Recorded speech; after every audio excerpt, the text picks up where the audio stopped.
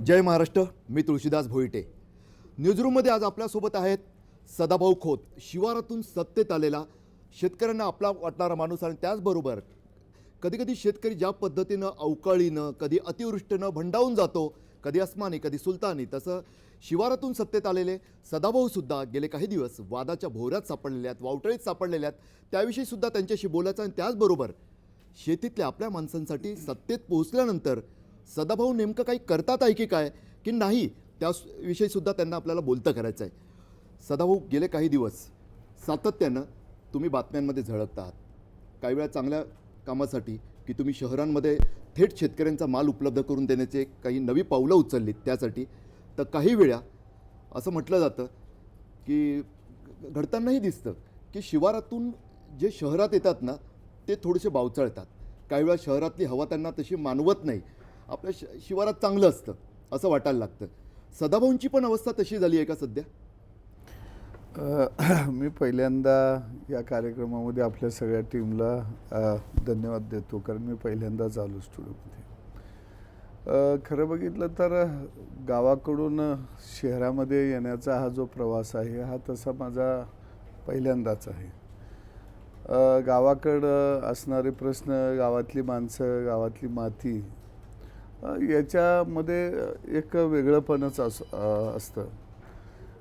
गावातल्या माणसांची बोलीभाषा, त्यांच्याशी बोलण्यातला जो रांगडेपणा, हे एक आगळं वेगळं जीवन असतं.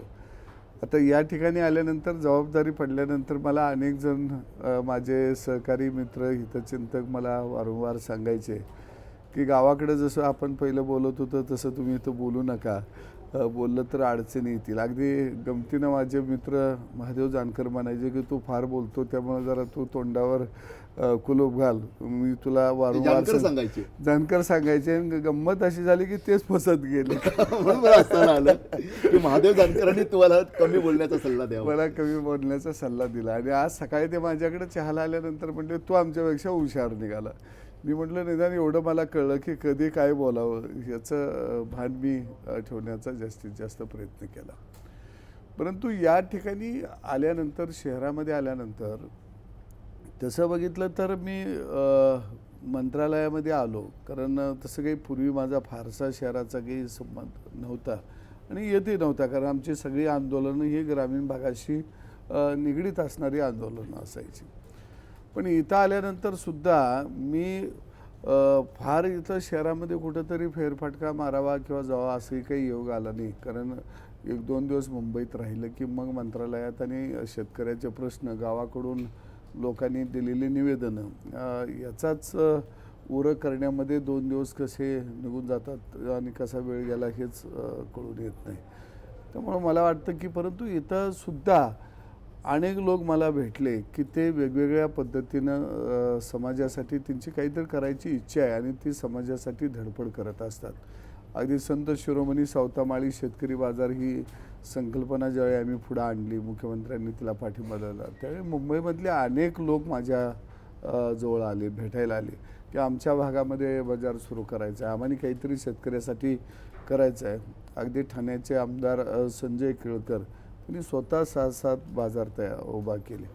आणि ज्यावेळी हा संत शिरोमणी सावतामाळी बाजार ही संकल्पना मी पुढे आणल्यानंतर माझं पहिल्यांदा क्षेत्रमधून जर कुणी अभिनंदन केलं असेल, फोन करून अभिनंदन केलं, ते नाना पाटेकरांनी केलं की अरे सदा काही का असं, तू शहराकडे आलास पण गावाला विसरला नाहीस. हे त्यांचं वाक्य मला फार मोठं, म्हणजे एकीकडे हे खूप मोठं प्रमाणपत्र, त्यातही नाना पाटेकर यांच्यासारख्या एका फटकळ माणसानं, आणि एक सच्चा माणूस, जिंदादिल माणूस, की ते जे मनात असतं तेच त्यांच्या ओठावर येतं, त्यांनी द्यावं. आणि दुसरीकडे मात्र याच जागी बसून एक वाक्य अवघ्या महाराष्ट्रानं ऐकलं की आमचा हनुमान थोडं कुठेतरी सत्तेच्या लंकेत जाऊन मोहात पडला की काय? मी सुरुवातीलाच म्हटलेलं होतं त्या ठिकाणी की मी या लंकेमध्ये आलेलो आहे तो सीतेचा शोध घेण्यासाठी. जसं हनुमानाला प्रभू रामचंद्रानं पाठवलं, तीच अपेक्षा या महाराष्ट्रातल्या शेतकऱ्याची आहे. आणि ते माझं काम आहे की या पटलावरती शेतकऱ्याच्या ज्या भावना आहेत, त्यांच्या ज्या व्यथा आहेत, ते या पटलावरती मांडणे आणि त्याला न्याय कसा मिळाला हे बघणं हे सरकारच्या माध्यमातून माझ्या दृष्टीनं महत्त्वाचं काम आहे. आता मोहाला मी बळी पडलो किंवा शेवटी आपण इथं काम करत असताना आरोप प्रत्यारोप हे होणारच आहेत. पण मी जर मोहाला बळी पडलो असतो तर सभागृहामध्ये भाजपाला नियमनमुक्तीचं ज्यावेळी विधेयक आलं त्यावेळी मी अगदी जोशानं त्या ठिकाणी मी शेतकऱ्यांची बाजू त्या ठिकाणी मांडली. मला वाटत नाही की मी मोहाला बळी पडून इथं अडकलो. जर मी अडकलो असतो तर मग मी 8-8 दिवस मुंबई सोडली नसती. कारण मी जे शेती खातं आमचं जे आहे, कृषी खातं आहे, हे कुठंतरी 4 भिंतीमध्ये बंदिस्त झालेलं होतं अलीकडच्या काळामध्ये. आणि ते मी शेती खातं हे शेतकऱ्यांच्या शिवारावर घेऊन गेलो. कारण माझं नातं त्या मातीशी आहे. मात्र त्याचवेळी म्हणजे शेतकरी संघटनेचा बिल्ला आत्तासुद्धा तुम्ही अभिमानानं लावलेला आहे. मात्र अनेकांना असं वाटतं की बिल्ला आहे, सदाभाऊ आजही स्वाभिमानी शेतकरी संघटनेचे नेतेसुद्धा आहेत आणि त्याच कोट्यातून अगदी राजू शेट्टी यांच्या शब्दात सांगायचं जी सूक्ष्म सत्ता मिळालेली आहे ती उपभोगतात सुद्धा आहेत. मात्र मनानं मात्र ते भाजपकडे गेलेले आहेत. आम्ही भाजपचे घटक पक्ष आहोत. मला वाटतं की माझ्यावर या पद्धतीनं आरोप करून राजकारणामध्ये मी काही असा एकदम पारंपरिक राजकारणी मी नाही आहे किंवा माझ्या घराण्याची ती तशी काही पारंपरिकता राजकारणातली नाही आहे. मी भाजपकडे ओढलं गेलो तर लोकसभेला आम्ही भारतीय जनता पक्षाबरोबर युती केलेली होती, विधानसभेला आम्ही भारतीय जनता पक्षाबरोबर युती केलेली होती. एनडीएच्या बैठकीला खासदार राजू शेट्टी दिल्लीमध्ये सगळ्या उपस्थित राहतात, त्या ठिकाणी त्यांना पाठिंबा देत असतात काय. परंतु एक काही वेळा राजकारणामध्ये काही वातावरण तयार केलं जातं की मग सदाभाऊ भाजपच्या दिशेने निघालेले आहेत. म्हणजे मला सिनेमा बघत असताना पूर्वी वाटायचं की खलनायक आणि नायक. आता नायक उठावदार दिसायचं असेल तर कुणाला तर खलनायक करावं लागतं. आणि मला वाटतं की खलनायक करायच्या भानगडीत सदाभाऊला काही मंडळी कामाला लागलेली आहे. परंतु ते सदाभाऊला खलनायक करून जर कोण आपली प्रतिमा जर आगळी वेगळी निर्माण करत असेल तर ती प्रतिमा कदापि तशी होणार नाही. कारण मी सुद्धा शेतकऱ्याचा पोरगा आहे. आणि म्हणून मी एक वेळा मागं बोलताना बोललो होतो की शिवारात पीक आल्यानंतर पाखरं कधी हाणावी याची जाण मला चांगली आहे, गोपण कधी फिरवावी याची जाण मला चांगली आहे. आणि योग्य वेळ आल्यानंतर त्या गोपणीमध्ये कोणता खडा घालावा आणि तो कोणत्या दिशेनं मारावा ती वेळ आणि काळ ते सांगेल. पण एक वेळ नक्की आलेली आहे की तुम्ही सांगितलं पाहिजे आपण शिवारातली माणसं आहोत, रांगडी माणसं, शहरात आलं सुद्धा तरी सुद्धा बावरणारी माणसं नाही आहोत आणि उगाचच पॉलिटिकली करेक्ट राहायचं आहे म्हणून मोरली इनकरेक्ट वागायचं तसं करणारी माणसं आपण मुळीच नाही आहोत. सदाभाऊ, नायक कोण आणि खलनायक कोण? मी बऱ्याच वेळा एखादा विषय घेऊन ज्यावेळी आपण काम करत असतो, आम्ही शेतकऱ्यांचा प्रश्न घेऊन आम्ही खऱ्या अर्थानं चळवळीमध्ये आलो आणि राजकारणामध्ये सुद्धा आलो. आणि मग काही वेळेला असं होतं की मी आज सत्तेमध्ये आल्यानंतर ज्यांना काही असूये आपण म्हणतो की बाबा काही लोकांना असूये येत असतो कधी कधी. मग त्यांना असं वाटत असते की सदाभाऊ मग एका बाजूला सत्तेमध्ये आहे, लोकांच्यामध्ये बी जाऊन मिसळत आहे, गावात बी जात आहे, पहिल्या धाटणीतच राहत आहे. आणि मग असं काय आपल्या वर्चस्वाला कुठं काही धक्काबिक्का पोचतो का काय या भावनेतून सुद्धा काही मंडळी बोलत असती.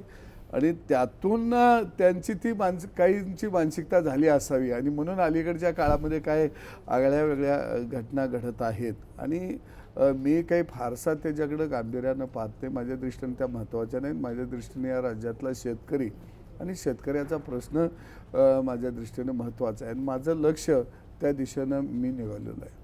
सदाभाऊ, आत्ताच काही दिवसांपूर्वी तुम्ही वक्तव्य केलं होतं की मी मळलेल्या वाटेने जाणारा माणूस नाही आहे, तर मी नवीन वाटा शोधणारा माणूस आहे. कुठेतरी स्वाभिमानी शेतकरी संघटनेत घुसमट होते आणि आता हे वक्तव्यांनी तुम्ही कुठेतरी सूचित करताय का की आता दिशा तुमची बदलते, नवीन रस्ते शोधताय तुम्ही? त्याच्यामध्ये अलीकडच्या काळामध्ये ज्या पद्धतीनं सोशल मीडियाच्या माध्यमातून, फेसबुकच्या माध्यमातून, इतर प्रसारमाध्यमाच्या माध्यमातून जी काही माझी प्रतिभा तयार करायसाठी काही माणसं अगदी ताकदीनं कामाला लागलेली होती. आणि मग जणू की या राज्यातले प्रश्न शेतकऱ्यांचे सदाभाऊमुळंच ते सुटत नाहीत. ते प्रश्नाचा त्यांना विसर पडलेला आहे.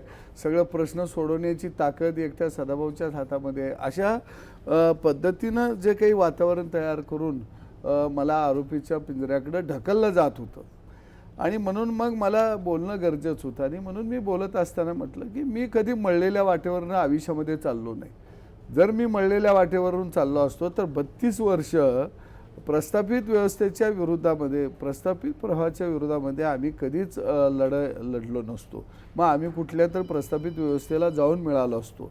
म्हणजे अगदी मी चळवळीमध्ये आलो त्या वयाच्या 18व्या वर्षी मी चळवळीमध्ये आलो. शरद जोशींच्या विचारानं मी चळवळीमध्ये आलो की नुसता मी आलो नाही की माझ्याबरोबर असणारी मग अगदी पाशा पटेलपासूनची सगळी जर यादी बघितली, अगदी शंकरांना धोंडग्यांच्यापर्यंत आणि लक्ष्मण वडल्यांच्यापर्यंत, की आम्ही घरी नाही गेलो. लक्ष्मण वडले मी एकदा आम्ही बाहेर पडलो की 2-2 महिनं आम्ही घरी गेलेलो नाही. 2-2 महिने आम्ही विदर्भामध्ये राहिलेले. अगदी धान परिषद रामटेकला घेतली. मला आजही आठवतं 1996 साली शरद जोशींनी, आणि 1.5 महिना त्यावेळी मला प्रचाराला आम्हाला पाठवलेलं होतं. त्यापैकी 1 महिना मी गडचिरोली जिल्ह्यामध्ये राहिलेलो होतो आणि सगळ्यात माझा आवडता जिल्हा त्यावेळी गडचिरोली झाला. कारण त्यात आणि नक्षलवादी आहेत, भीती, असं आगळं वेगळं त्या जिल्ह्याविषयी ऐकलं जायचं. पण ज्यावेळी मी राहिलो त्यावेळी तिथल्या लोकांच्या बरोबर संवाद साधल्यानंतर, प्रश्न जाणून घेतल्यानंतर मग माझ्या लक्षात आलं की त्यांनाही शेतीमध्ये न्याय हवा आहे. म्हणजे 2-2 महिने जर आम्ही ऐन तारुण्यामध्ये जर आम्ही त्या ठिकाणी चळवळीमध्ये झोकून देऊन काम केलं असेल आणि मग आज कोण त्याच्या मोजमाप न करता जर कोणतरी येऊन मग वेगळ्या काही पद्धतीनं जर तिथं आमच्या अस्मितेवरती घाव घालत असेल तर मग बोलणं अत्यंत गरजेचं आहे. आणि म्हणून मी म्हटलं की मी मळलेल्या वाटेनं आयुष्यामध्ये चाललो नाही. मग चाललो असतो मळलेल्या वाटेवरनं तर आत्तापर्यंत आम्ही कधीच आमदार आणि खासदार झालो असतो. आम्ही आमच्या स्वतःच्या वाटा निर्माण केल्या आणि मळलेल्या वाटेवरनं जे माणसं चालतात ते त्यांचं ध्येय कधीच पुरं करू शकत नाहीत, कारण ते त्या वाटेचं ध्येय असतं.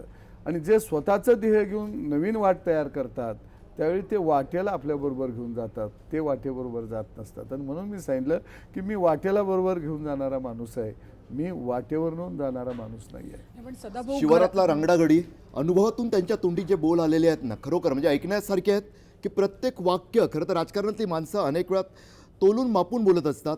पुढचं काहीतरी त्यांच्या डोक्यात पक्कं असतं, त्या दृष्टीने ते सांगत असतात. सदाभाऊ आज जे सांगतात आहे त्यातून अनेक तसे सूचक इशारे आपल्याला मिळतात आहे. थोडंसं एका ब्रेकसाठी थांबूया आणि त्यानंतर त्यांच्याशी असाच संवाद पुढे सुरू ठेवूया.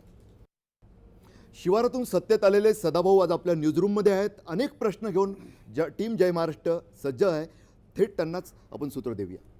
सदाभाऊ, तुम्ही या ठिकाणी खूप मनमोकळा संवाद साधताय, म्हणजे थेट प्रश्न विचारले जात आहेत, मात्र तुम्ही त्याची मनमोकळी उत्तरं या ठिकाणी देतात. आता जो मी प्रश्न विचारणार आहे त्याच पद्धतीनं या प्रश्नाचं उत्तर सुद्धा तुमच्याकडून मनमोकळं असंच अपेक्षित आहे. असं म्हटलं जातं, असा आरोप केला जातो की घटक पक्षांना सरकार जो आहे तो कुठेच विचारात घेत नाही, निर्णयांमध्ये सामावून घेत नाही. राजू शेट्टी ज्या वेळेला आमच्याकडे न्यूजरूममध्ये आलेले होते त्यावेळेला सुद्धा त्यांचं हेच म्हणणं होतं. खरंच ही परिस्थिती आहे? घटक पक्षांचा विचार, घटक पक्षांना सामावून घेतलं जात आहे निर्णयांमध्ये? मला वाटतं की घटक पक्षांना, म्हणजे मी त्या सरकारमध्ये आहे म्हणून मी ते सरकारची बाजू घेतोय असं वाटू नये.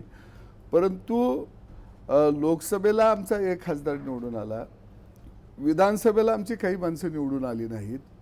जशी आमची आली नाहीत तशी महादेव जानकरांचा 1च आमदार निवडून आला, लोकसभेला काही त्यांचं आलं नाही. तीच अवस्था आमच्या आठवले साहेबांची होती. पण आमच्या मतांचा काही बेनिफिट हा भारतीय जनता पक्षाला वातावरण निर्मित व्हायला निश्चितच झाला. आणि मग काही आमचे लोक निवडून आले नसताना आठवले साहेबांना राज्यसभा दिली, केंद्रामध्ये मंत्रिपद दिलं, मला आमदारकी दिली, मंत्रिपद दिलं, जानकर साहेबांना आमदारकी दिली त्यांच्या कोट्यातली, परत त्यांना कॅबिनेट मंत्रिपद दिलं, तिकडं ह्यांना मेटे साहेबांना आमदारकी दिली, शिवस्मारकाचं अध्यक्षपद दिलं. आता मला वाटतं की आम्ही त्यांच्याबरोबर गेल्यानंतर काही शब्द पाळून काही नसताना जर त्यांनी दिला असेल, राजकारणामध्ये माणसं विसरतात पण इथं न विसरता जर आपल्याला दिला असेल आणि मग जर आपण म्हणत असेल की आम्हाला काही दिलं नाही, आता दिल्यानंतर एकदा का तुम्ही लढायचं प्रशिक्षण देऊन तुम्हाला सैनिक म्हणून उभा केल्यानंतर मग त्या रणांगणावरती कोणतं अस्त्र वापरायचं हा अधिकार तुम्हाला कसं लढावं हे तुम्ही ठरवलं पाहिजे. पण सर राजू शेट्टींचं असं म्हणणं आहे की तुम्हाला नुसतंच मंत्रिपद दिलं गेलंय, तुमचा फक्त ढाल म्हणून उपयोग केला जातोय. राज्यमंत्री पदांचा मंत्र्यांना जे अधिकार आहेत ते राजू शेट्टी म्हणत आहेत की नुसतंच मंत्रिपद दिलं. आता मला वाटतं की त्यांनी तेवढी ताकद वापरून परत मला कॅबिनेट मंत्रिपद मिळवून द्यायला पाहिजे होतं. केंद्रामध्ये तेवढी ताकद तिने निश्चितपणाने त्यांची ताकद आहे आणि ती वापरता आली असती. आता ते जसे म्हणतात की मला अधिकार नाही, मग वरच्या अधिकाराचं पद द्याबद्दल माझी काही अडचण पण मग नव्हती. सर तसे त्यांनी मंत्रिपद प्रयत्न फक्त देऊन करावे. हे प्रश्न सुटणार आहेत का? हा? विश्वासात तर घेतलं पाहिजे. निर्णय ज्या वेळेला सरकार घेत असतं त्याच्यामध्ये तरी सामावून घेतलं गेलं पाहिजे. फक्त मंत्रिपद देऊन प्रश्न सुटणार? प्रश्न असा आहे की तुम्हाला काय बनवलं याच्यापेक्षा तुम्ही काय करत आहात हे याला महत्त्व आहे. मी राज्य मंत्रिपद माझ्याकडे दिलं म्हणून मी असं बसलो नाही म्हणत की मला अधिकार नाही तर मी काय करू. मी भाजपाला नियमनमुक्तीचा निर्णय अंमलात आणला, शेतकऱ्यांचे बाजार सुरू केले. या राज्यामध्ये कोकणातल्या शेतकऱ्यांचा आंबा मी ग्रामीण भागामध्ये आणला. वेगवेगळ्या जिल्ह्यांच्यामध्ये आजही मोठ्या दिमाखानं आंबा महोत्सव त्या ठिकाणी सुरू आहेत. दुसऱ्या बाजूला उन्नत शेती समृद्ध शेतकरी हे अभियान या राज्यामध्ये सुरू केलं आणि हे अभियान मी सुरू करत असताना मी राज्यमंत्री हे मी नाही डोक्यामध्ये ठेवलं. गावातल्या माणसाला मला अधिकार किती आहेत हे महत्त्वाचं नाही. गावातल्या माणसाला एक राज्यातला मंत्री सरकारमधला माणूस हा प्रत्यक्षात शेतावरती येत आहे आणि आमच्याबरोबर खांद्याला खांदा लावून काम करत आहे हे त्याच्या दृष्टीनं महत्त्वाचं आहे. आणि म्हणून मी ज्यावेळी उन्नत शेतीचा कार्यक्रम घेऊन शेतावरती गेलो त्यावेळी ज्या शेतावर शेतकऱ्याच्या पीक प्रात्यक्षिक घेतली जाणार आहेत, मग त्या पीक प्रात्यक्षिकेसाठी जे क्षेत्र निवडलेलं आहे त्या गावातल्या शेतकऱ्यांना मी एकत्रित केलं. हे पहिल्यांदा घडलं या राज्यामध्ये. मी कोकणातनं सुरुवात केली आणि मी त्या गावातल्या शेतकऱ्यांना, गावातल्या मग सरपंच असतील या सगळ्यांना घेऊन, माझ्या अधिकाऱ्यांना घेऊन मी शेतावर गेलो. हे पहिल्यांदा घडत होतं. आणि ज्या शेताची निवड झालेली होती त्या काळ्या आईचं मी त्या ठिकाणी पूजन केलं. तिथं हळद कुंकू वाहिलं. त्या गावातल्या महिला त्या ठिकाणी आल्या, धान्याचं पूजन केलं आणि आम्ही त्या मातीचं दर्शन घेतलं. कृतज्ञता व्यक्त केली की ही काळी आईसुद्धा आपलं रक्त आठवून आम्हाला 2 वेळ पोटभर खायला देत आहे. आणि मग मी अधिकाऱ्यांना सांगितलं की बाबा आपण पीक प्रत्यक्षेसाठी ज्या क्षेत्राची निवड करणार आहे त्यासाठी आपण शेतकऱ्याला काय मदत करणार आहे, बियाणं कसं देणार आहे, कीटकनाशकं कशी आपण त्याला देणार आहे, त्याच पद्धतीनं ग्रेडिंग पॅकिंगची काय व्यवस्था असणार आहे, सेंद्रिय शेतीच्या बाबतीमध्ये आपण काय काम करणार आहे, मग गांडूळ प्रकल्प आपण शेतकऱ्याच्या शेतावर कसे राबवणार आहे. आणि मी अशी सुरुवात केल्यामुळं अधिकारी शेताकडे निघालं. मी अधिकाऱ्यांना सांगितलं की कृषी खात्याच्या अधिकाऱ्यांचं काम हे 4 भिंतीच्या आत नाही तर त्यांचं काम हे शेतकऱ्याच्या शेतावर आहे. आणि म्हणून मी मुख्यमंत्र्यांच्याकडे एक आग्रह धरला. पहिला मंत्री असा असेल की माझा कृषी खात्याचा अधिकारी हा आता बांधाच्या ऐवजी बंधाऱ्यावर जाऊन उभा राहतोय. आणि म्हणून कृषी खात्याकडून सिमेंटचे बंधारे, मातीचे बंधारे हे कामं सगळी काढून टाका, ती जलसंधारणाला जोडा आणि कृषी खात्याचा अधिकारी हा शेतकऱ्याच्या बांधावर जाऊन उभा राहायला पाहिजे. शेवटी अधिकार मला पाहिजे ते हे म्हणण्यापेक्षा जे मिळालेलं आहे त्याच्यातून मी काम करू शकतो. कारण तुम्हाला मोठा दिवा मिळाला नाही किंवा इलेक्ट्रिक लाईट मिळाली नाही म्हणून काय अभ्यास करायची काय लोक थांबलेले नव्हते पूर्वीच्या काळामध्ये. अनेक उदाहरणं आहेत की मेणबत्ती खाली सुद्धा अभ्यास करून माणसं मोठी झालेली आहेत. त्यामुळे जेवढं काही आपल्याला प्रकाश मिळालेला आहे त्या प्रकाशामध्ये आपलं विश्व कसं पण काही वेळा असं घडतं ना, म्हणजे आपण चांगलं जरा सकारात्मक यांनी पाहूया राजू शेट्टींच्या तक्रारीकडे की सूक्ष्म सत्ता आहे, त्यांचा शब्द होता, माझा शब्द नाही आहे, की राज्यमंत्री म्हणून थोडं समजून घेतलं पाहिजे की सदाभाऊंना अधिकार कुठे आहेत. ते जेव्हा असं म्हणतात अनुभव स्वतःला सदाभाऊंना हे येतच असतील. देवेंद्र फडणवीस यांच्याकडून तुम्हाला पूर्ण 100% सहकार्य मिळत असेल याची मला कल्पना आहे. मात्र त्याच वेळी एकाच वेळी 3 कॅबिनेट मंत्र्यांचा जो सासूरवास राज्यमंत्री म्हणून सदाभाऊंना सहन करावा लागतो. अनेक वेळा अधिकाऱ्यांची एक वृत्ती असते की राज्यमंत्री जर खमका असेल तुमच्यासारखा त्याकडे फायलीच न्यायच्या नाहीत. हे असंही घडत असेल, त्यासाठी काहीतरी मार्ग काय सुचवाल तुम्ही? कारण जसं म्हणजे शेतात असताना तुम्ही पाटाचं पाणी दुसरं कोणी अडवत असेल तर त्यावर मार्ग काढता, प्रसंगी बंधारा तोडता, इकडे काय करणार? नाही, इथं मी एक असं केलं की मी इथं धोरणावर काम करायला आलेलो आहे. आणि त्यामुळं तुम्ही म्हणताय ती गोष्ट जरी खरी असली तरी त्याच्यातून मी एक मार्ग काढत असतो की मला काय करायचं आहे की या राज्यामध्ये प्रक्रिया अभियान राबवणं अत्यंत गरजेचं आहे असं मला वाटलं. मी लगेच मुख्यमंत्र्यांना पत्र लिहिलं की मुख्यमंत्री अन्न प्रक्रिया अभियान राज्यामध्ये आपण सुरू करूया. त्यांनी लगेच या ठिकाणी मान्यता देऊन टाकली. हवामान आधारित केंद्र या राज्यामध्ये उभा राहिली पाहिजे. ती शेतकऱ्याला पाऊस कधी येणार आहे, गारपीट कधी होणार आहे हे माझ्या शेतकऱ्याला कळलं पाहिजे. लगेच मी मुख्यमंत्र्यांना पत्र लिहिलं. यावर्षी तुरीचा प्रश्न निर्माण झाला. आम्ही उत्पादन दुप्पट करायचं म्हणून आम्ही घोषणा करत आहे, पण उत्पादन दुप्पट झाल्यानंतर पुढं मार्केटिंगची काय व्यवस्था असणार आहे, स्टोरेजची आमच्याकडे काय व्यवस्था असणार आहे. आणि त्या संदर्भात लगेच मुख्यमंत्र्यांना मी पत्र लिहिलं की या राज्यामध्ये वेअरहाऊसचं जाळं आम्ही निर्माण केलं पाहिजे. दरवेळी म्हणजे सगळीकडेच थेट मुख्यमंत्र्यांकडे जावं लागलं. नाही, मला आपल्याला धोरण तयार करायचं बरोबर आहे. आहे. धोरण तयार करायचं असेल तर प्रत्येक ठिकाणी ही स्पर्धा आहे तुम्हाला सांगतो. आणि मी राज्यमंत्री म्हणून सुद्धा मी काम करू शकतो पाठीमागं न बघता. आता उदाहरणार्थ एखादी घरातली सून अशी असते की कितीही सासरवस असला तरी शेजाऱ्याला सुद्धा कळू देत नाही. ती हसतमुखानं काम करत असते, कारण ते तिचं पावित्र्य असतं. लक्षात आहे. आणि पावित्र्याच्या जोरावर निश्चितपणानं ते सगळं निभून नेऊ शकते आणि जीवनामध्ये यशस्वी होऊ शकते. मला खात्री आहे की या महाराष्ट्रातल्या जनतेला माझं काम, या राज्याचे मुख्यमंत्री म्हणून, आमच्या टीमचे प्रमुख म्हणून ते निश्चितपणानं प्रत्येकाच्या कामाचं मोजमाप करत असतात आणि ते करत असतील. नाही, मी लढाऊ माणूस आहे, त्यामुळं माझ्यावर तसा कोण सासरवस करण्याचं मला वाटत नाही की फारसं कोण धाडस करेल. आणि ते जर केलं तर आयुष्यभर संघर्ष करायचा मला माहित आहे. त्यामुळे तिकडं मी फारसं लक्ष देत नाही. सदाभाऊ, अगदी अलीकडे मागच्या 1 ते 2 दिवसात असा प्रस्ताव आता सरकारकडे आलाय की डाळीच्या ज्या साठवणुकीवर जी मर्यादा होती ती हटवावी, म्हणजे साठवणूक करू द्यावी डाळीची, अशा प्रकारचा एक प्रस्ताव आता राज्य सरकार समोर आहे. पण त्याच्यामुळे डाळीचे किंवा धान्याचे हे दर वाढणार आहेत. नाही, तूर डाळीचं उत्पादन जास्त वाढल्याबरोबर मी पहिलंच पत्र लिहिलेलं होतं की तुरीवरच्या साठवणुकीवरचे निर्बंध 100% हटवा. सरकारनं काही अंश हटवले, आता ते परत जूनपर्यंत हटवलेले आहेत. काय माझं मत आहे की कायमस्वरूपीच आता साठ्यावरची बंदी हटवा.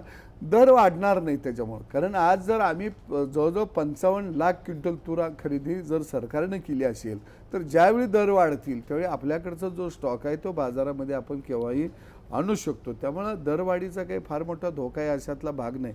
परंतु खऱ्या अर्थानं शेतकऱ्याला जर न्याय द्यायचा असेल तर सरकारची खरेदी ही आधारभूत किमतीनं बाजारात हस्तक्षेप हे 25% सरकार खरेदी करू शकतं की जेणेकरून बाजारातले भाव वाढतील.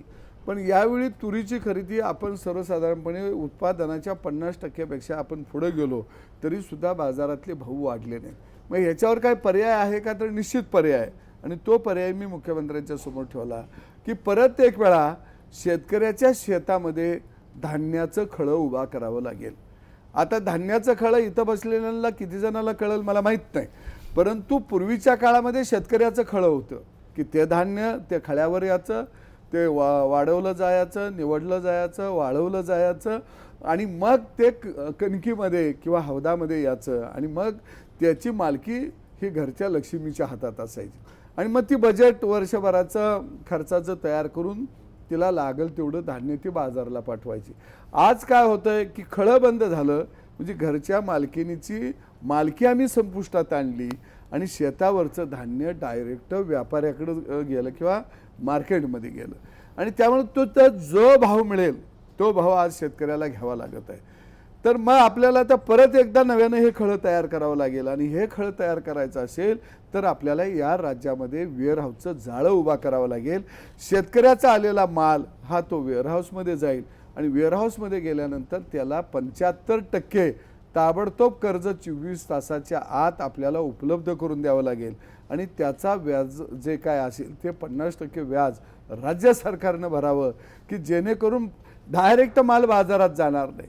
त्यामुळं बाजारामध्ये आवक नसल्यामुळं ज्या किमती आहेत त्या स्थिर राहतील आणि आपल्याला 4 महिने 5 महिने उसंत मिळेल की नेमकं आपल्याकडे उत्पादन किती आहे आपल्याला स्थानिक मार्केट कमिटी बाजारामध्ये किंवा ग्राहकाला किती लागणार आहे ना आपण निर्यात किती करू शकू याचं आपल्याला नियोजन करता येईल. म्हणजे व्यापाऱ्याच्या कचाट्यातून शेतकऱ्याला एक ते मुक्त करायचं एक मोठं साधन आहे. आणि म्हणून मी एक परवा मकरंद अनासपुर यांनी ना आम्ही धान्य महोत्सव घेतला ठाण्याला आमदार संजय केळकरांच्या सहकार्यानं की तिथं धान्य आणलं आणि मराठवाड्यातलं धान्य नाम फाउंडेशननं स्वतः वाहतूक खर्च करून आणलं आणि ते धान्य महोत्सव आम्ही भरवला.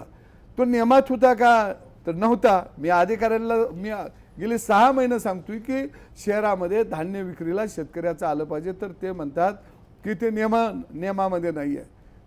त्याच्यामध्ये मार्केट कमिटीचा ॲक्ट आहे. शेतकऱ्याला धान्य खुल्या बाजारामध्ये शहरामध्ये विकता येत नाही. विकता आलं तर त्याच्यावर गुन्हा दाखल होतो. आणि मग आम्ही चॅलेंज देऊन तिथं धान्य महोत्सव सुरू केला. म्हटलं बघूया कोण गुन्हा दाखल करायला येतोय. आणि म्हणून मी मुख्यमंत्र्यांच्याकडे ही मागणी केली की कडधान्य आणि तृणधान्यसुद्धा हे नियमनमुक्त झालं पाहिजे आणि शहरामध्ये माझ्या शेतकऱ्याला हे धान्य कुठेही विकायची परवानगी मिळाली पाहिजे. म्हणजे भेसळयुक्त धान्य ग्राहकाला मिळणार नाही. आज डाळी भेसळयुक्त मिळत आहेत. आज प्लॅस्टिकचा तांदूळ आलेला आहे, प्लॅस्टिकचे अंडे आलेले आहेत. पण त्याच्याऐवजी शेतकऱ्यांनी तयार केलेला माल त्यांच्या कंपन्यांच्या मार्फत शेतकऱ्यांच्या तो जर आम्ही सर्टिफाय केला आणि शहरात आला तर इथल्याही ग्राहकाला चांगला माल मिळेल. आणि त्या दृष्टीनं आता आमचा प्रयत्न सुरू आहे. जसं फळे भाजीपाल्याला सगळ्यांनी विरोध केला होता. जे आज संघर्ष यात्रा घेऊन निघालेले आहेत त्यांनी त्यावेळी सभागृहात विरोध केला होता. आता तेच पुन्हा या कडधान्याला विरोध करणार आहेत. कारण प्रत्येकाला वाटतंय शेतकऱ्याला न्याय मिळावा पण ती कसा मिळावा तो माझ्या तावडीत राहिला पाहिजे. तो माझ्या व्यसन आपल्याकडे असतं. तिचे व्यसन आपल्याकडे असतं. थोडक्यात म्हणजे तुमच्या मते शेतात माल पिकल्यानंतर तो शेवटी ग्राहकांकडे पोचेपर्यंत एक काय यंत्रणा असली पाहिजे. कारण आत्ता कसं होतंय शेतकऱ्यांकडनं माल आडतेदार किंवा मध्यस्थ उचलतात आणि फायदा जो होतो तो असं बोललं जातं त्यांना मिळतो, शेतकऱ्यांना त्यातला काही फायदा मिळत नाही.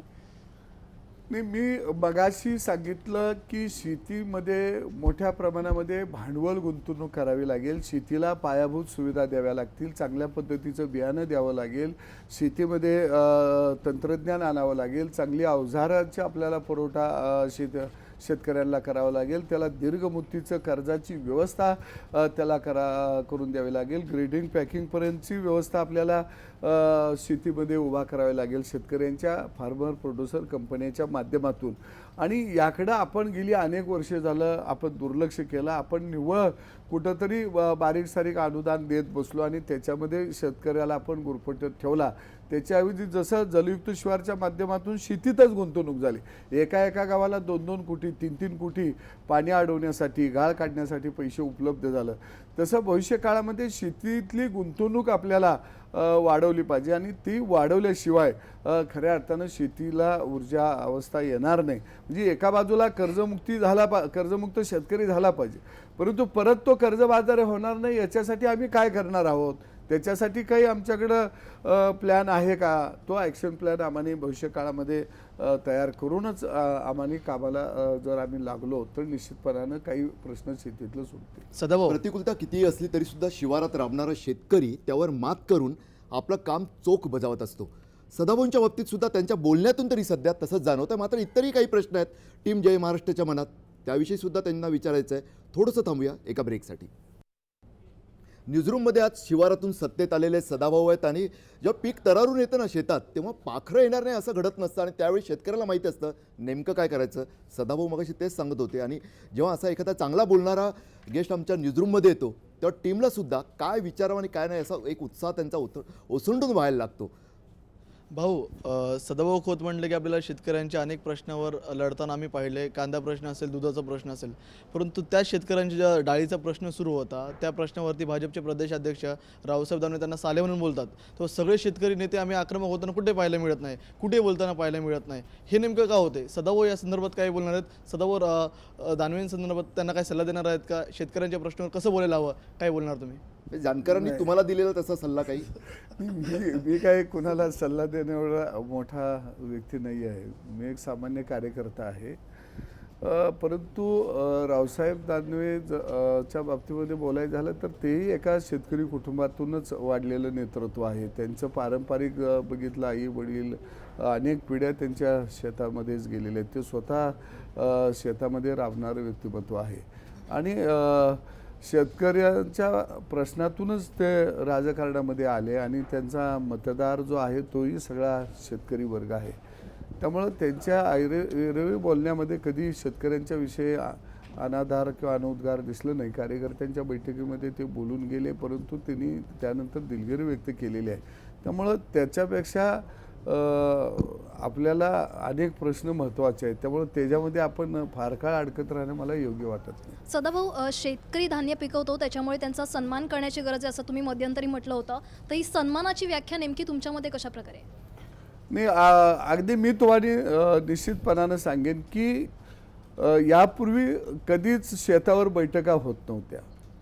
पण मी कृषी मंत्री झाल्यानंतर शेतकऱ्यांच्या बैठका, माझ्या अधिकाऱ्यांच्या आढावा बैठकासुद्धा मी शेतावरच घेत आहे. अजून मी जाऊन शेतावर जाऊन त्यांच्या बैठकी घेत आहे आणि त्यांचा सन्मान मी एवढ्यासाठी म्हटलं की ज्या शेतकऱ्याची एक आज मानसिकता झालेली आहे की मी कर्जबाजारी झालेलो आहे किंवा माझ्याकडे पिकलं तर मला भाव मिळत नाही आणि माझं कोण घराणं ऐकत नाही. जर सरकार म्हणून आम्ही त्याच्या शेतावर जाऊन आम्ही जर बसलो आणि त्याच्या व्यथा जर जाणून घेतल्या आणि तिथं काही आम्ही जर सूचना केल्या तर त्याच्यामध्ये सुद्धा एक ऊर्जा निर्माण होत असते आणि तो सन्मान माझ्या शेतकऱ्याला मिळाला पाहिजे. त्याची अडचण काय आहे ही त्या ठिकाणी शेतावर प्रत्यक्षात जाऊन खऱ्या अर्थानं जाणून घेणं अत्यंत गरजेचं आहे.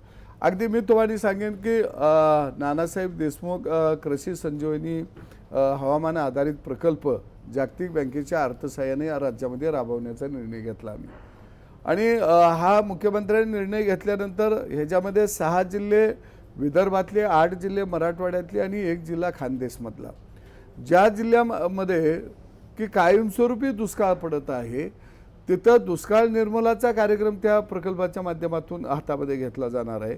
छोटे छोटे उद्योग गावागावामध्ये देण्याचा सुद्धा कार्यक्रम जागतिक बँकेच्या अर्थसहाय्यातून त्या प्रकल्पाच्या माध्यमातून घेतला जाणार आहे.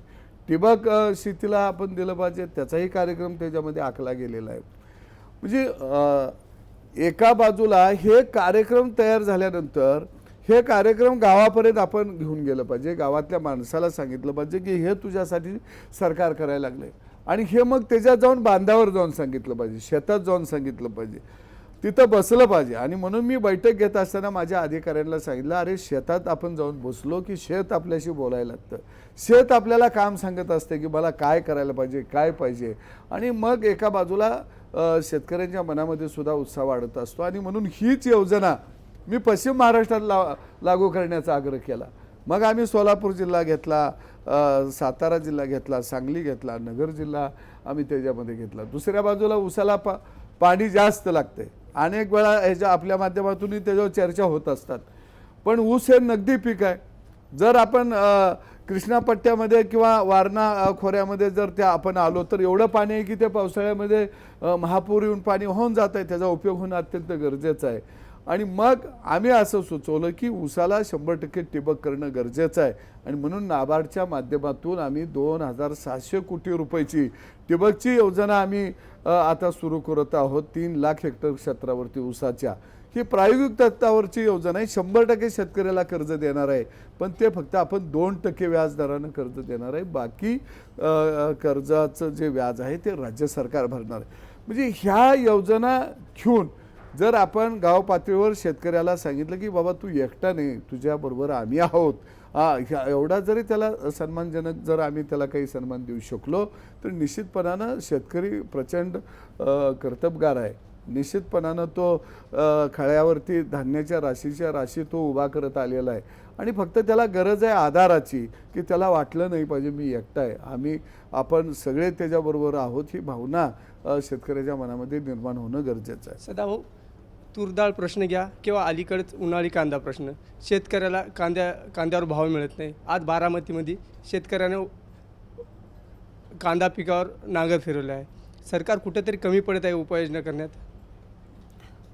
कांद्याचा प्रश्न हा 1980 सालापासूनचा प्रश्न आहे आणि शेतकरी संघटनेचा जन्मच मुळात कांद्यातून झालेला आहे आणि कांद्यावर अनेक आंदोलन या राज्यामध्ये यापूर्वी झालेली होती आणि आम्ही स्वतः ती आंदोलन केलेली आहेत.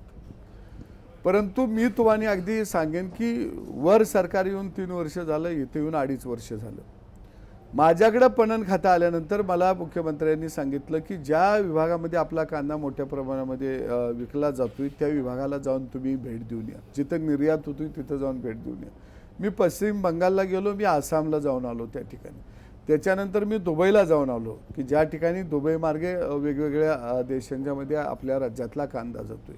आणि मग त्याचा एक मी अहवाल तयार केला आणि तो अहवाल तयार करून मी मुख्यमंत्र्यांच्याकडे सोपवला. आम्ही तसा एक निर्णय घेतला की कांद्याच्या ज्या मालवाहतूक गाड्या आहेत त्या गाड्यांची आपल्याला संख्या वाढवण्याचा आम्ही निर्णय घेतला. कांदा सेंटर म्हणून हब म्हणून कांदा हब म्हणून आपण नाशिकला घोषित आम्ही केलं. त्या दृष्टीनं आता तिथं पायाभूत सुविधा आम्ही देत आहोत. दुसऱ्या बाजूला कांदा साठवणूक यंत्रणा आपल्याकडे फार कमी आहे. गेल्या 20 वर्षामध्ये अगदी सर मी तुम्हाला सांगेन की आम्ही कांदा चाळीवरती फक्त 125 कोटी रुपये खर्च केले 20 वर्षामध्ये. परंतु हा अहवाल मी दिल्यानंतर मुख्यमंत्र्यांनी सांगितले की कांदा चाळीला मग जास्त आपण त्या ठिकाणी पैसे देणं गरजेचं आहे.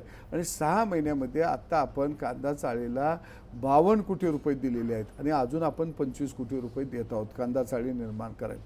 म्हणजे पहिल्यांदा त्या शेतकऱ्याच्या शेतावर सुद्धा आपल्याला स्ट्रक्चर उभा करावं लागेल. आतापर्यंत शेतीत आम्ही काय गुंतवणूक केली 60 वर्षामध्ये?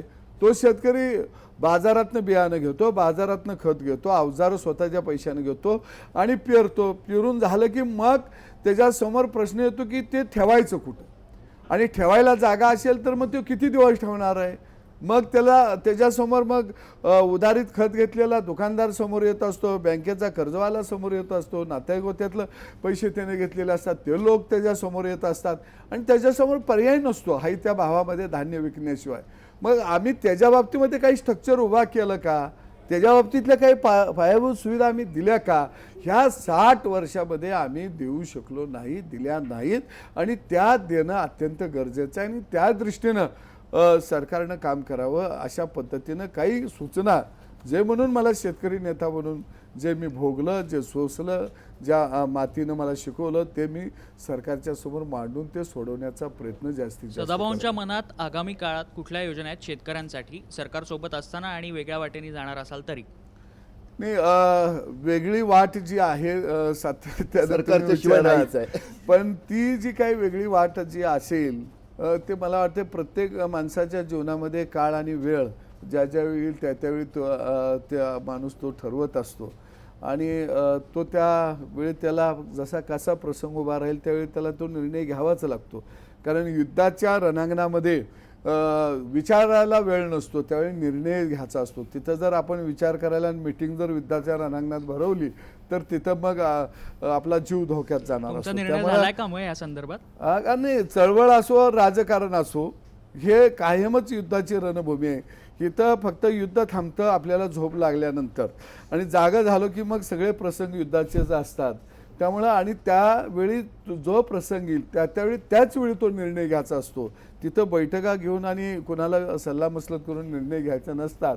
आणि म्हणून भविष्याचा काय कानोसा घेतच राजकारणामध्ये माणसं काम करत असतात. आणि म्हणून भविष्य काळामध्ये या राज्यातल्या शेतकऱ्याच्या दृष्टीनं जर बघितलं तर आम्ही आता एका बाजूला पाणी अडवत आहोत, जमिनीमध्ये मुरवत आहोत, त्याचा वापर कशा पद्धतीनं केला गेला पाहिजे याचा आम्हाला भविष्य काळामध्ये नियोजन करावं लागेल. दुसऱ्या बाजूला शेतीवर आधारित उद्योग हे ग्रामीण भागामध्ये मोठ्या प्रमाणामध्ये उभा करण्याची गरज आहे. त्या दृष्टीनं सरकारनं धोरण तयार करावं अशा पद्धतीनं काही सूचना मी सरकारच्या समोर ठेवलेल्या आहेत की जेणेकरून ग्रामीण भागातल्या तरुणाला एका बाजूला कामी मिळेल आणि दुसऱ्या बाजूला आपल्या बाजारपेठेची गरज भागून राहिलेला जो काही शेतमाल असेल त्याला निर्यात सुविधा केंद्राच्या माध्यमातून या राज्यात निर्यात सुविधा केंद्र उभा करून जास्तीत जास्त तो माल बाहेर कसा आपल्याला पाठवता येईल याही दृष्टीनं आपल्याला त्या ठिकाणी प्रयत्न करायला लागेल. आणि कृषी पर्यटनला सुद्धा आपल्याला या ठिकाणी चालना द्यावी लागेल. राज्यामध्ये सेंद्रिय शेतीला चालना द्यावी लागेल. आणि मग आज एका बाजूला एक ग्राहक असा आहे की त्याला जगण्याची चिंता आहे की मला रोगमुक्त जगायचं आहे आणि विषमुक्त मला धान्य खायला मिळालं पाहिजे. मग हाही ग्राहक आपल्याला जवळ करावा लागेल आणि त्याची एक साखळी सरकारच्या माध्यमातून आपल्याला तयार करावी लागेल. मग भाजीपाला असेल, नाही तर धान्य असेल किंवा दूध असेल, हे विषमुक्त आहे, हे सेंद्रिय आहे. म्हणजे एका बाजूला जगण्यासाठी काही लोक धडपडत आहेत आणि एका बाजूला माझं कुटुंब मला जगवायचं आहे याच्यासाठी एक धडपड कष्ट करण्याची चाललेली आहे. जगण्यासाठी धडपडणारे आणि जगवण्यासाठी धडपडणारे यांना एकत्रित जर आणलं तर त्यातूनही शेतकऱ्याला 2 पैसे निश्चितपणाने मिळतील आणि शेतीचा कुठंतरी एक पॅटर्न तयार करावा लागेल. कारण पाणी आलं की ऊस लागत जातो. याचं कारण काय की ऊसाला हमी भाव आहे, इतर पिकांना तसा शाश्वत भाव मिळत नाही. तर तो शाश्वत भाव इतर पिकांच्या बाबतीमध्ये शेतकऱ्यांना आपल्याला द्यावा लागेल. तर तो आणि पाण्याचंही नियोजन भविष्य काळामध्ये द्यावं लागेल. वीज शेतकऱ्याला आपल्याला चांगल्या पद्धतीनं द्यावी लागेल आणि शेतीमध्ये नवं जे काही आज बाहेर जे काही तंत्रज्ञान असेल ते सुद्धा आपल्याकडं येणं अत्यंत गरजेचं आहे. त्याही दृष्टीनं दुसरं सगळ्यात महत्त्वाचं मला जे बोलायचं आपल्या माध्यमातून की आपल्या राज्यातल्या कृषी विद्यापीठांनी फक्त विद्यार्थी बनवायची एक मशिनरी म्हणून त्या विद्यापीठांच्याकडे बघू नये, तर इथल्याही शास्त्रज्ञांनी आता शेतकऱ्याच्या बांधावर गेलं पाहिजे. कारण मी आता सगळा दौरा करतोय पण मला शास्त्रज्ञ कुठं आलेलं दिसत नाही आणि म्हणून मी आता विद्यापीठांची सुद्धा बैठक घेणार आहे. अरे मी जर कृषी मंत्री म्हणून शेतकऱ्याच्या बांधावर असाल तर तुम्ही का बांधावर जात नाही? त्याला तिथं जाऊन तुम्ही काय शोध लावलाय, काय शोध घेतलाय, त्याच्यासाठी काय काम करत आहे? म्हणजे विद्यापीठांनी सुद्धा आता पुढं आलं पाहिजे. कारण विद्यापीठ म्हणजे हे एक म्हणजे बोलू नये पण मी कृषी मंत्री आहे, ही संस्थानिकाच्या पद्धतीनं राज्यातली विद्यापीठं सध्या काम करत आहेत. तर या संस्थानिकातून बाहेर यावं आणि शेतकऱ्याच्या बांधावर जावावं की जेणेकरून आम्ही ही विद्यापीठं स्थापन केलेली आहेत, याच्यातून शेतकऱ्याला काहीतरी नवं बियाणं मिळेल, यातून काहीतरी नवीन गोष्टी मिळतील. ही भूमिका आज विद्यापीठांनी सुद्धा अवलंबणं अत्यंत गरजेचं आहे. नक्कीच असं सरळ स्पष्ट फक्त शिवारात राबणारा माणूसच बोलू शकतो. कारण अनेक गोष्टी अशा असतात की त्या बोलायच्या असतात मात्र सत्तेच्या बंधनात बोलता येत नाहीत. आज सदाभाऊ थोडेसे मोकळे व्हायला लागल्यात, मात्र एक बंधन आहे वेळेचं, त्यामुळे थोडंसं थांबतो एका ब्रेकसाठी.